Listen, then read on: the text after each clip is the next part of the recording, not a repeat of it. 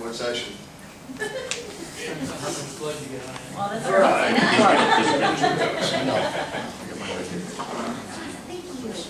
Oh, yeah, I did it. Marc Stadler from about an hour west of here, Valley View Woodlands is the name of my farm.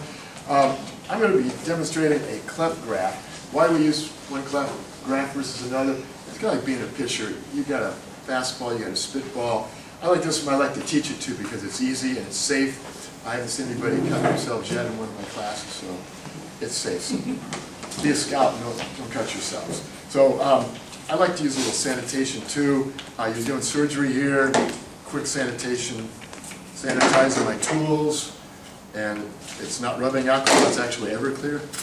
So you can get a little pickup in the afternoon. Okay, so we're going to cut this off after we match up. We're just going to sign it right here.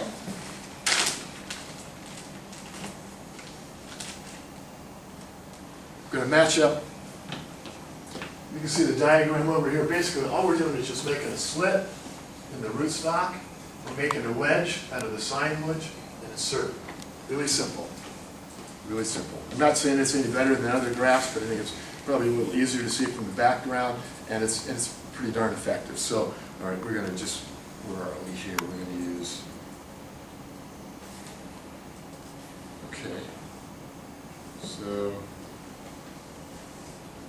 I want to use 2 buds. It just seems like a good distribution of energy. If you're really positive about your skills and your tools, you might be able to get away with 1. Some people use 3. I just like 2. It just seems like a good distribution of the energy into those 2 buds. All right, so I got my sign wood right here. It's overleaf, good variety.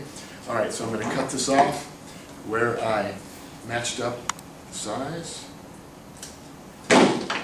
And I'm going to make a slit. Sanitized tool. This is the one risky side, but you can use very little pressure if you want to do it with just really care. You can do this if you're really careful, just easy rocking. There's no pressure. Just rock it a little bit, about 1/2 inch. All right, so I've made the slit. Now I'm going to make the wedge. And try to do it with maybe just 1 slice, about 1/2 inch up. I'm going to go about halfway across that on the bottom of that sign wood. Okay, there's 1. I'm going to do it level. Everything's level right there. There you go. Got a nice wedge, like an arrowhead. And you can do this blindfold. It's really pretty easy. Just use your fingers to match it up. Close your eyes. Done. It's all right if you've got some wood exposed there. It's best not to have an overlap because you get a bump there. I learned that from Dan at the nut growers meeting, and he's really right about that. If you look at that really closely, you see it's like an inlay. So I got pretty darn close. If your sign was a little smaller, as long as you match up one side, you're probably going to be okay, but you're really going to maximize your chances if both sides line up. It's really smooth, like an like a piece of woodwork. Okay. So then we want a really good tight fit. We're going to wrap it with a rubber band. You can buy some expensive ones. You can just go to Walmart and buy a rubber band. Wrap it. And I'm a little grasshopper when it comes to Cliff's method of using my thumb in there, so I'm just going to do simple.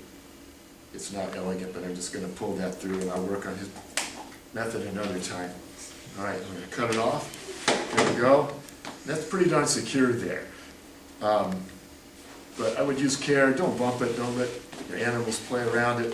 All right, then I'm going to seal it so the moisture stays in. Now this is another form of that wax tape we call parafilm. And I'm just going to stretch it out.